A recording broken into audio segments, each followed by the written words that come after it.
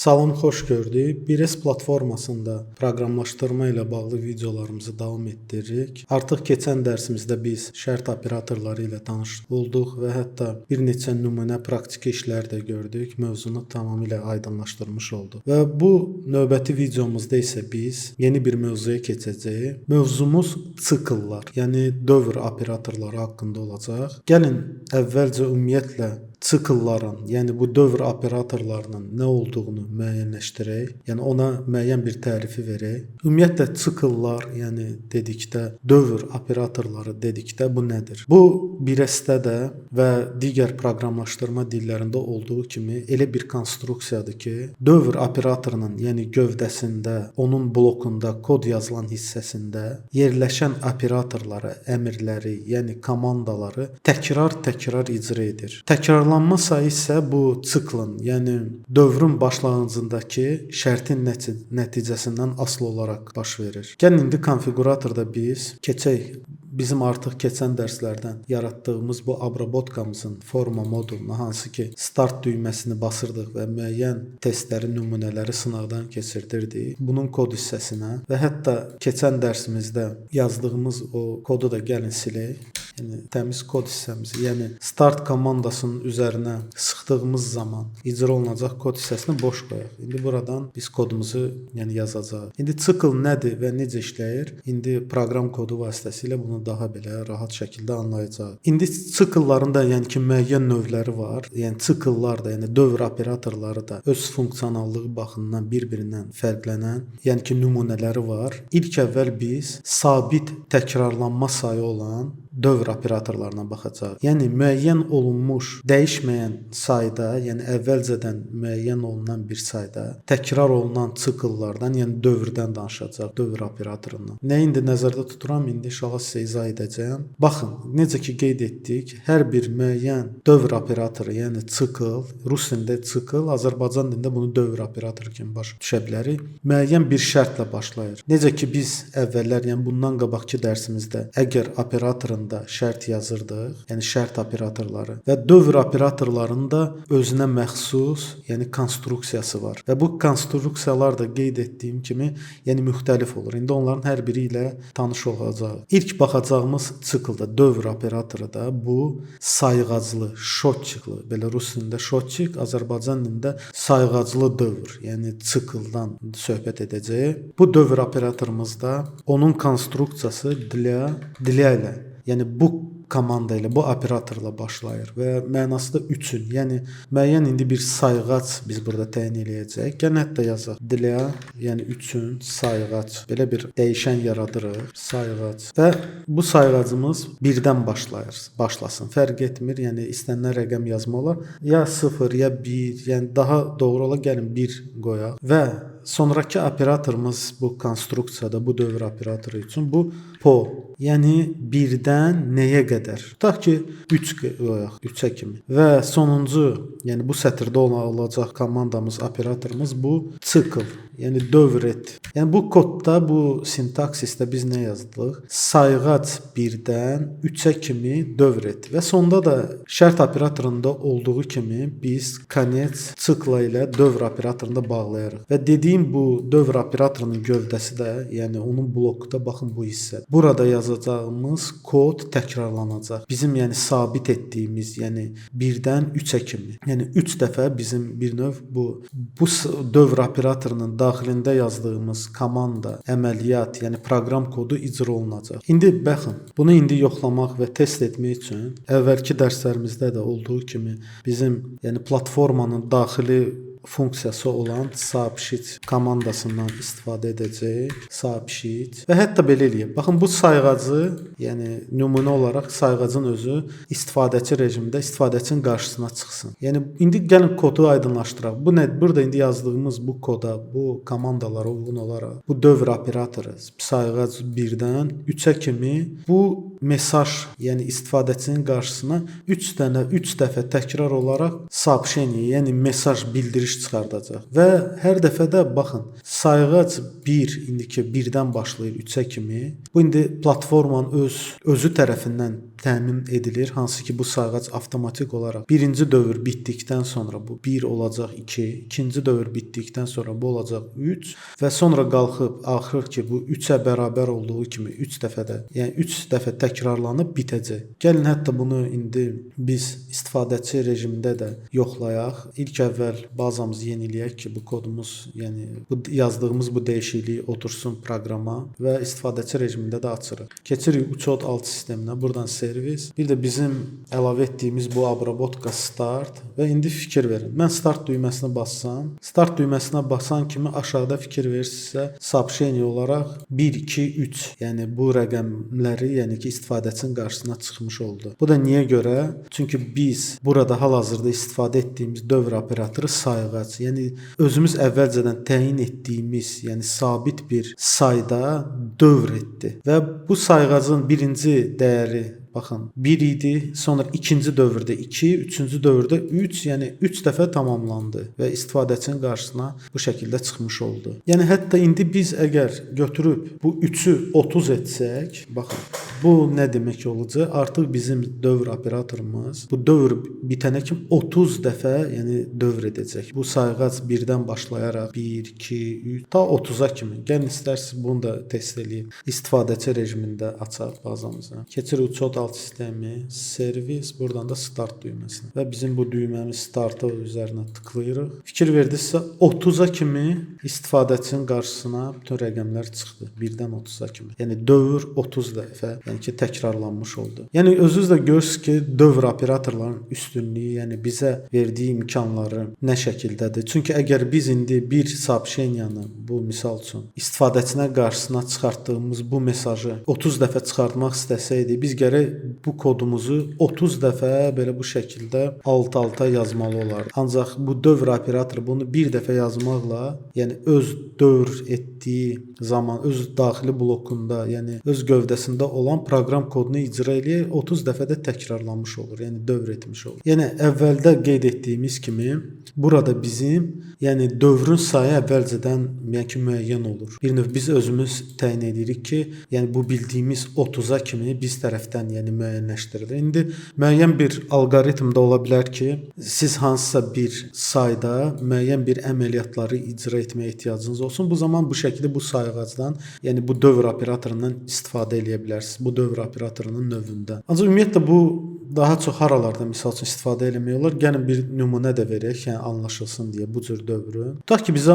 12 dəfə çıxış, yəni ki bir əməliyyatın icra olunmasına ehtiyacımız var. Məsələn, ayların siyahısını almaq üçün, yəni bir ildə olan ayların siyahısını. Yəni bilirik ki 12 ayımız var. Gəlin indi bunu necə edəcəyimizi yoxlayaq. Burada artıq biz 12-ni qoyduq və сообщить sayğac. Bu şəkildə qoysaq 12, yəni ki rəqəmi qarşımıza çıxacaq. İndi burada bir məsələni də deyim ki, indi görürsüz bu sayğac, bu mütləq deyil ki, bu dəyişənin adı elə sayğac olmalıdır. Yox. Biz burada ay da yaza bilərik. İstədiyimiz bir dəyişəni təyin edə bilərik. Və hətta baxın indi ay belə daha məntiqə uyğun belə etmək istədiyimiz əməliyyatımıza uyğun belə ay da yaza bilərik dəyişənimizi. İndi baxın burada nə olacaq? Bizim indi bu funksiyamız, bu prosedurumuz bütün 12 dövr ərzində 1-dən 12-yə kimi rəqəmləri qaytarmış olacaq. Yəni 12 dəfə сообщение, yəni mesaj istifadəçinin qarşısına çıxacaq. Qeyd etdiyim kimi bu bizə nə üstünlük verdi? İndi biz bu 12 ayı çıxartmaq üçün əgər bu sikl, bu dövr operatorumuz olmasaydı, biz məcbur olardıq ki 12 dəfə bu сообщить komandasına ayrı-ayrı belə bu şəkildə qeyd edək. Yəni bu da optimal olmazdı. Yəni bu səbəbdən də baxın bu dövr operatoru yəni bizə bu üstünlüyü verir. İndi təsəvvür edin ki, əgər 1000 sətr çap etmək lazım olsaydı, onda nə halda olardıq biz? Yəni kod tamamilə belə 1000 dəfə eyni komandanı təkrarlamalı olacaqdı və tamamilə də proqramlaşdırma tərəfdən belə qeyri-məqbul bir iş olardı. Burada bizim, yəni iteratorumuz baxın bu aydır. Burada da qeyd etdiyimiz kimi istənilən dəyişənini təyin etmək olar. Yəni iterator dedikdə bu nədir? Bu bizim bir növ təkrarlayıcımızdır. Yəni hər dəfə, hər dövrdə təkrarlanan bir yəni ki operatordur bu iteratorumuz. Hansı ki bu dəyişən dəyişənlə biz onu təyin edirik və avtomatik olaraq platforma tərəfindən hər dəfə hər dövrdən sonra bir dəfə artır. Yəni ay 1 olur, ikinci dövrdə 2 ta ki 12-yə çatana kimi. İndi gəlin mən sizə bir dənə də başqa belə bu məsələ də tamamilə aydın olsun deyə bir başqa nümunə kod da qeyd eləyək burada.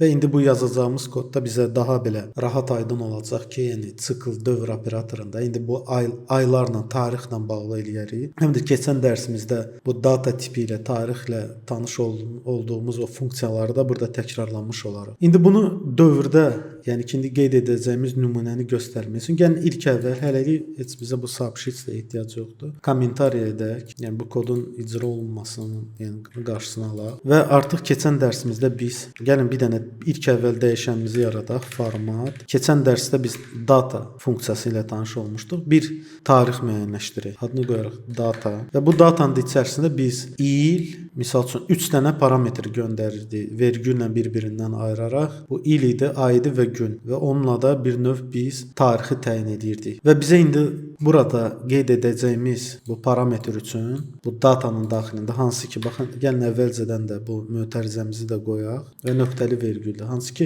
bu mötərizənin içində bizim parametrimiz olacaq. Gəlin indi burada ili əldə etmək üçün biz artıq bilirdik qod deyilən belə bir il. Rus dilində də qod belə bir funksiya var. Onun içərisindən sonra tekushi datamızı tətbiq eləyək. Tekushi data. Baxın, bu bizə qaytaracaq bizim tekushi data hazırki, yəni cari tariximizin ilini. İl də indi bizdə nədir? 2025. 2025-i əldə etdik. Sonra indi nümunə olaraq hələlik əllə yazaq. Birinci ay, ayın 1-i. Və gəlin indi bu yaratdığımız bu ay formatı dəyişənini subsheet eləyək. Görün nə əldə edirik. Kopyalayıb bunu qoya da bilərik bura. Və gəlin bazamızı yeniləyək. Burada xətamız var. Xətamız da yəqin ki mötərizədədir. Çünki qod tekushi data bu mötərizəsini qoymamış. İndi bazamızı yeniləyirik. Heç bir xəta olmamalıdır. Və istifadəçi rejimində açaq. Keçirik bura. Start.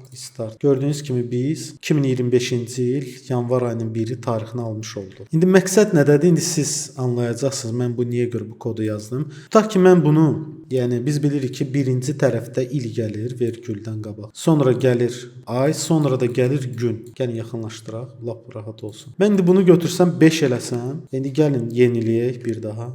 İstifadəçi rejimində də açaq. Buradan keçirik uçot alt sistemimiz, servis, start. Gəlin indi düyməmizi yenidən basaq. Fikir verdinizsə, burada indi artıq bizdə 01-25-2025, yəni ki ayın 1-i, 5-ci ay, may ayının 1-i. Görürsünüz tarixini almış olduq. Yəni bu demək istədiyim onda idi ki, yəni bu 5, 6, düz 12-yə kimi, hətta 12 də eləsək burada dekabr olacaq. İndi gəlin bu kodumuzu götürək, baxın necə biz indi istifadə edirik. Kopyalayaq və bundan qabaq yazdığımız kommentariyanı götürək. Kodumuzu əlavə eləyək bura. Baxın, indi görürsünüz ki biz əllə təyin edirdik. 1, 2-ci ay, məsəl üçün 3-cü ay, tutaq ki 4-cü ay, 5-ci ay bu şəkildə. Ancaq biz indi götürüb bu ayı özünü götürsək, qoysaq bura. İndi hər dövrdə, baxın səliqəyə salaq. İndi hər dövrdə ay bizdə artacaq. Bu səbəbdən də biz 12 ayın hamısını alacağıq. Hətta gəlin bu tarixi deyək ki, ayın 15-ini götürək. Hər ayın 15-ini. Gəlin indi yeniləyək. Baxın bu da bizə bir əlavə nümunə olsun tarixi. Yəni ki biz bu dövrü harda bizə lazım oldu, yəni istifadə eləyə bildik. Keçirik istifadəçi rejiminə. Uçot alt sistemi, servis və start. Baxın start düyməsinə baxsaq, gördüyünüz kimi hər ayın yanvar ayının 15-i, fevral ayının 15-i, bütün düz 12 dekabrın 15-nə kimi biz tarixləri almış olduq. Yəni ki bu dövr operatorundan indi öyrəndiyimiz bu sabit sikl, yəni şotçiklə olan, bir növ sayğacla olan dövr operatorundan istifadə etməklə, yəni əvvəlcədən təyin etdiyimiz say qədər təkrarlansın, dövr etsin. Baxın bu operatorla, bu dövr növü ilə biz görürüz ki ayların 12 ayın 12-sini də əldə etmiş olduq. Belə bir standart funksiyalardan istifadə etməklə. Yəni bizim sizinlə indi öyrəndiyimiz dövr operatorunun birinci bu növü. Gəlin belə bir slaydımızı da açaq. Baxın bu dla po sikl. Baxın bu dövr operatoru idi. Yəni ki əvvəlcədən burada misal üçün iteratorumuz təyin olunurdu. Rəqəm hansı ki bir növ təkrarlanan element burada və sonra onun neçə dəfə, yəni təkrarlanacaq sayını təyin etməklə. İndi hal-hazırda əgər baxsaz, baxın bu şəkildə də etmiş olduq. Bu birinci tərəf, baxın təkrarlanan, bir də onun nə qədər təkrarlanmalıdır olmalıdır. Onu təyin etdik. Yəni baxın, bu sırf həmin bu dövr operatorunun növü idi bizdə. Yəni təkrarlanma sayı, yəni ki əvvəlcədən məlum idi bizə. İndi növbəti öyrənəcəyimiz bu dövr operatorunun növü, yəni siklın növü, hansı ki biz indi ona baxacağıq. Bu o sikl, o dövr operatorudur ki, şərti yerinə yetirildiyi müddətcə dövr davam edir. Yəni təkrarlanır. İndi öyrənəcəyimiz. Bunu artıq biraz, yəni ki bu haqqda danışdıq, öyrəndik. Yəni hətta indi bu kodumuzu kommentariya ilə digər sikl növünə keçək. Dövr operatorunun növünə. Bunu artıq danışıq, bunu kommentariya eləyirik. Hətta gəlin burada bir kommentariya da yazaq ki, bu dövr operatorumuz sayğac dövrü. Adını da belə qoyarıq. Sayğac dövr operator da belə eləyək, ayrılsın. İndi keçəcək şərti dövr operatoruna. Adını da gəlin qoyaq. Şərti dövr operator. Bu növ dövr operatorumuz isə, bu şərti dövr operatorumuz, baxın, paka operatoru ilə başlayır. Paka, hələ ki, yəni nə qədər ki, belə Azərbaycan dilində bu şəkildə tərcümə edə bilirik. Ondan sonra isə gələcək, baxın, burada indi gələcək operatorumuz bu şərtdir. Bir növ bizim şərt operatorumuz olacaq. Müəyyən şərt təyin edəcək. Nə qədər ki şərt ödənir, o qədər təkrar etsin deməkdir. Yəni sadə dillə, yəni bu şəkildə başa düşə bilərik. Yəni ki burada indi yazacağımız şərt və sonra da sikl. Baxın bu şəkildə. Yəni hətta connect siklını da qoyaq, bağlayaq. Yəni şərt operatorlarında olduğu kimi, yəni bu dövr operatorları da həm açılır, həm də bağlanmalıdır bu bloku. Və bu daxildə olacaq kod da icra olunacaq. Yəni bundan qabaqki elə idi ki, biz əvvəlcədən müəyyən sayı təyin edirdik və bizim dövr operatorumuzun daxilində təyin etdiyimiz kod o sayda təkrarlanırdı. İndi isə biz ta o vaxta qədər ki, bir növ şərt ödənənə kimi təkrarlanması. Yəni biz indi əvvəlcədən bilmirik nə sayda təkrarlanacaq. Yəni müəyyən şərt daxilində. Yəni bu şərtin tipi də adətən boolean olur. Yəni ya doğru, yanlış. Ta ki doğrudur, təkrarlanacaq. Yanlış olduğu zaman artıq təkrarlanmayacaq. İndi bu şərt dövr operatorunu öyrənmək üçün, bu nümunəmiz üçün gəlin 2 dənə dəyişən yaradaq. Bu sayğac 1 olacaq. Mən üzr istəyirəm, kodu korladım. Burada sayğac adında dəyişən bərabərdir. Ona müəyyən bir dəyər mənimsədəcək. Bir də ikincisi bizdə rəqəm adında bir dənə də dəyişən yaradırıq və ona da indi müəyyən bir dəyər mənimsədəcək. Bu rəqəm dəyişənimizə min mənimsədək. İndi nümunəni indi görəcəksiniz, yəni kodu icra etdiyimiz zaman indi sizə daha aydın olacaq ki, bu şərti dövr operatoru necə icra olunur. Sayğacımız da qoyun sıfırdan başlasın. Yəni ki bu əvvəlcədən bir növ sayğac kimi yarada və sıfırdan başlasın. İndi keçirik biz bu sikla, yəni dövr operatorumuza və burada şərti mötərizənin içərisində yazmalıyıq və mötərizə açıb bağlayaq və içində indi şərtimiz olacaq. Baxın, şərtimizi necə təyin edək? Nə qədər ki rəqəm, baxın, rəqəm indi bizdə 1000-dir axı. Nə qədər ki rəqəm sıfıra bərabər deyil. Baxın, belə bir şərt yazaq. Sıfıra bərabər deyil. Yəni görs hal-hazırda 1000-dir. Sıfıra da bərabər deyil. Bu səbəbdən bizim şərtimiz ödənəcək. Və nə qədər ki bu rəqəm təyin etdiyimiz dəyişən sıfıra bərabər deyilsə, dövr etsin. Biz bilmirik nə qədər dövr edəcək. Çünki bundan qabaqki sayğac dövr operatorunda olduğu kimi əvvəlcədən po ilə təyin etmirik. Burada paka şərt ödəndikcə, yəni burada da görə ödənir 1000-dir rəqəmin dəyəri, sıfıra da bərabər deyil. Bu səbəbdən də bu dövr operatorumuz ta ki şərt ödənəcək davam edəcək. Daxilində də indi gəlin kodumuzu təyin edək. Bizdə indi bu rəqəm, götürək rəqəmi. Baxın, rəqəm birinci dövrdə tutaq ki, rəqəm bərabərdir. Rəqəm çıxılsın 5. Elə bir. Bu dəyişənimiz hər dövrdə baxın bu rəqəmi azaldacaq. 1000 qoymuşuq və bu hər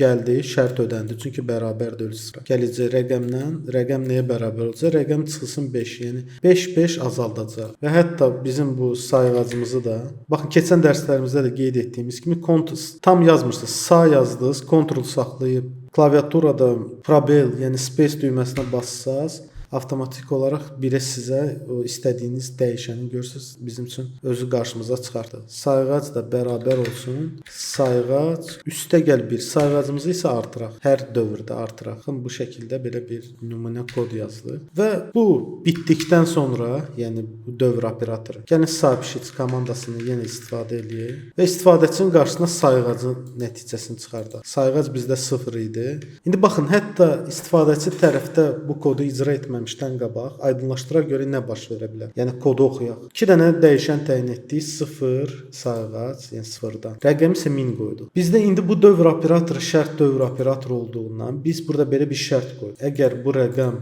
0-a bərabər deyilsə, dövr elə. Yəni ki, bu içindəki yazdığımız bu blokun, bu dövr operatorunun içində, gövdəsində olan kodumuz, yəni əməliyyatımız təkrarlansın. Burada da fikir versinizsə, indi hər dəfə də rəqəm çıx 5. Hər dövrdə rəqəmimiz 5-5 azalacaq. Və hər dəfə də biz sayğacı da artırırıq həmin bu dövr operatorunun içində. Və dövr operatoru haçan qurtaracaq? Rəqəm indi 100.000-dir, düşəcək misal üçün 995, 5-5-5 azalıb gəlib 0-a bərabər olduqda bitəcək. Və hər dəfə də sayğacımız haçan bitəcək? Bu 5 neçə dəfə çıxmalıyıq ki, yəni rəqəmimiz 0-a bərabər olsun? 200 dəfə. Yəni bizə 200-ü 5-ə vursaq 1000 eləyir. Deməli sayğacımız nə olmalıdır? İstifadəçilərdə 1000. Hətta gəlin kodumuzu yaddaşa verək və istifadəçi rejimində açıb bunu yoxlayaq. Keçirik uçot alt sisteminə. Buradan servis və start və starta da toxunur. Gördünüz, cavabımız da oldu 200. Həmin 200 də almış oldu. Niyə görə? Baxın, əvvəlcədən də biz kodu oxuyarkən anlamışdıq. Yəni bizim rəqəm bu 1000 hansı ki 0-a bərabər olana kimi şərt ödənir. Görürsüz, bu indi bir dəfə azalsa 995 rəqəm 0-a bərabər deyil. Düzdür, şərt ödəndi. Düz 200 dəfə təkrarlanır. Və sonda da sayğacı çıxartdıq. Sayğacı da 0-dan artırdıq 1-1. Bu səbəbdən də 200 alındı. Bu da baxın belə bir şərt operatoru üçün bizim üçün bir nümunə oldu. İndi isə gəlin növbəti dövr operatorumuzun növünə keçək. Hal-hazırda ikisini öyrəndik. Yəni hətta bu kodumuzu da götürək, kommentar eləyək, yəni silməyək, qalsın burada. Yəni siz də istifadə eləyə biləsiniz deyə. Keçin indi növbəti burada indi qeyd edəcək. Növbəti bu dövr operatorumuz bu hər biri üçün. Yəni bizdə müəyyən bir kolleksiya var. Bu ola bilər massiv olsun, cədvəl olsun. Onun ki içərisində olan sətirlərin sayı qədər təkrarlanmalıdır və hər bir elementi bu dövr operatorumuz indi növbəti yazacağımız bir-bir orada olan elementləri, sətirləri götürərək o qədər, yəni sonuncu sətrə kimi oxuyan bir dövr operatoru növüdür. Yəni hər biri üçün. Hətta gəlin bir dənə belə sxemamızı onun sintaksini də açaq. Baxın, для каждого hər biri üçün, baxın buradakı element indi dəyişən biz iterator ki təyin eləyəcəyik. Is də hardan, dan-dən şəkilçisi. Burada da cədvəlimiz və yaxud da kolleksiyamız, hansı ki içində elementlər olan bir toplu bir siyahının içərisindən bir-bir bura elementləri götürdüyü qədər, yəni sonuncu elementə kimi peribrasiya eləmək, çıxartmaqla olan bir dövrdür. İndi də bunu da görəcəksiniz. Bu da ki mühüm dövr operatoru növüdür və proqramlaşdırmada bunu biz çox istifadə edəcəyik. Gəlin adını da qoyaq. Kolleksiya dövrü. Kolleksiya. Hətta belə siyahı da yazaq. Dövr. Belə bir ad qoyaq. Siyahı dövr.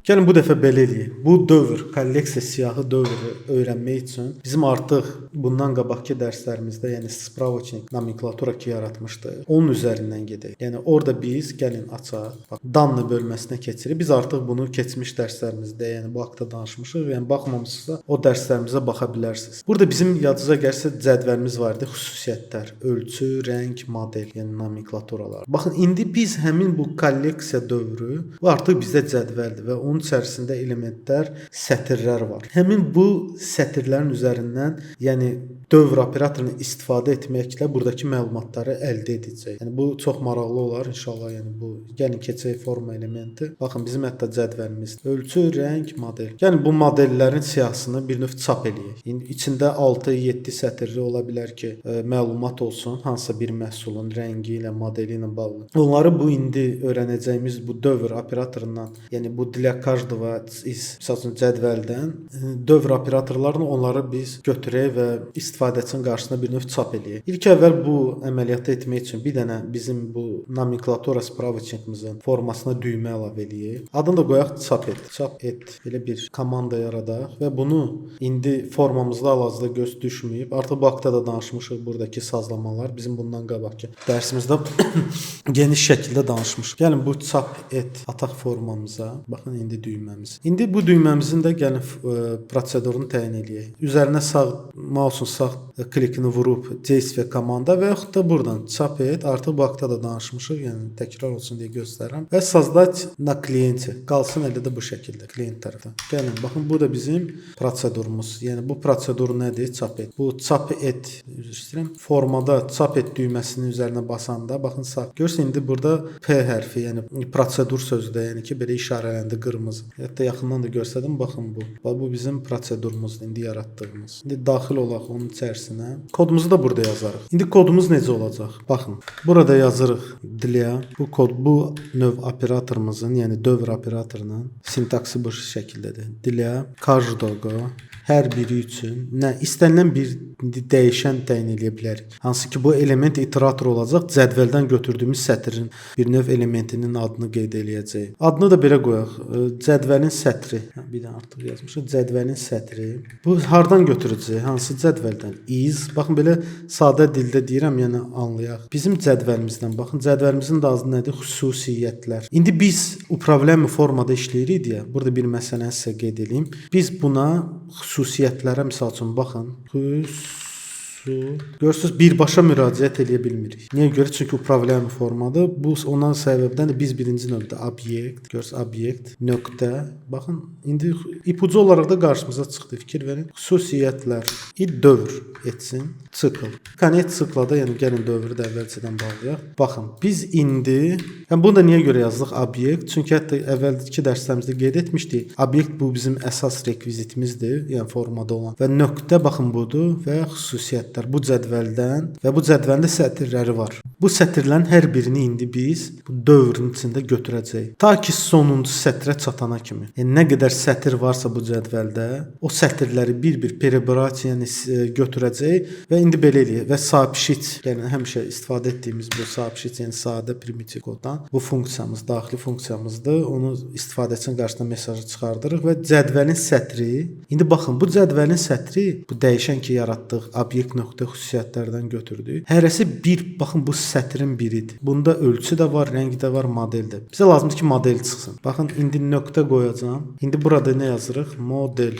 Yəni hətta adını düz yazdıq, səhv yazdıq baxaq. Yəni model düppərəm düz yazdıq. Hətta baxın burada nümunə olaraq da cədvəlimizi aça da bilərik. Fikir verin, model kopyalayırıq, qoyuruq bura və mötərizəni bağlayırıq. İndi əgər biz istifadəçi rejiminə keçsək və bu çap et düyməni basdıqda həmin bu cədvəldə olan, baxın bu cədvəlimizdə olan hər bir sətri bir-bir seçərək istifadəçinin qarşısına modelin nömrəsini çıxardacaq. Gəlin bunu əyani şəkildə də istifadəçi tərəfdə də açaq. Bazamızı yeniləyirik. Gəlin maraqlı olsun deyə mən elə elədim ki, yəni nomenklaturadan istifadə keçək artıq yaratdığımız nomenklaturaya. Yəni şkaf var. Şkafda iki sətirli şkafımızda məlumat var. Modeli First Soft. Gəl modelin adlarını dəyişək, maraqlı olsun. Ad fərq etmir. First Soft qoyaq lap birini də qoyaq. Belə eləyək, başqa adlar seçək. First Soft 1 misal üçün qoyaq. First Soft 25-ci model. Belə nəsə. İndi sayıları da azdır. Gəlin bunu fərqli bir şey qoyaq. Ümumiyyətlə modelləri götürək belə rəqəm tipində qoyaq misal üçün. Model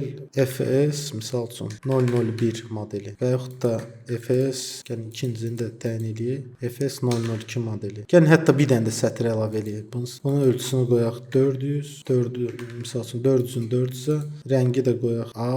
Bunu da eləyək FS 10 modeli. Bu şəkildə fərqli modellər. İndi baxın, mən çap et düyməsini vursam, fikir verin, qarşımıza nə çıxmalıdır? Konfiguratora qayıdaq. 3 sətir çıxacaq. Bu obyekt xüsusiyyətlər cədvəlinə 3 sətir dilə qarşı bu 3 sətirin hər bir sətirinin bir-bir çıxardana kimi dövr eləyəcək. Soобщить bir növ mesaj olaraq istifadəçinin qarşısına çıxardacaq. Yəni ki, biz kolleksiyadan hər hansı bir cədvəldən və yaxud da gələcəkdə görəcəyiz massivdən bu sətrin biri dövr eləyərək birinci sətrin modeli çıxacaq qarşımıza, ikinci sətrin, üçüncü sətrin. Gəlin vuraq. Fikir verdinizsə, baxın, FS1, FS2, FS10. Üçünü də qarşımıza çıxartmış oldu. Yəni burada da heç bir çətin bir şey yoxdur. Yəni dövr operatoru necə icra olunur? Bu cədvəldə olan sətirlərin nə nə qədər sətr var. Sonuncu sətri, birinci sətri çıxartdı. Yəni 2 sətr qalıb axı. Keçir ikinciyə, üçüncüyə, artıq qayıdır, görür 4-cü sətr yoxdur, dövr bitir. Və bu şəkildə də qarşımıza bir-bir həmin subsheet komandası ilə mesaj olaraq da çıxdı bu şəkildə. Demək olar ki, dövr operatorları ilə də bağlı, yəni ki, mövzumuzu bir növ tamamlamış olduq. Yəni ki, biz hal-hazırda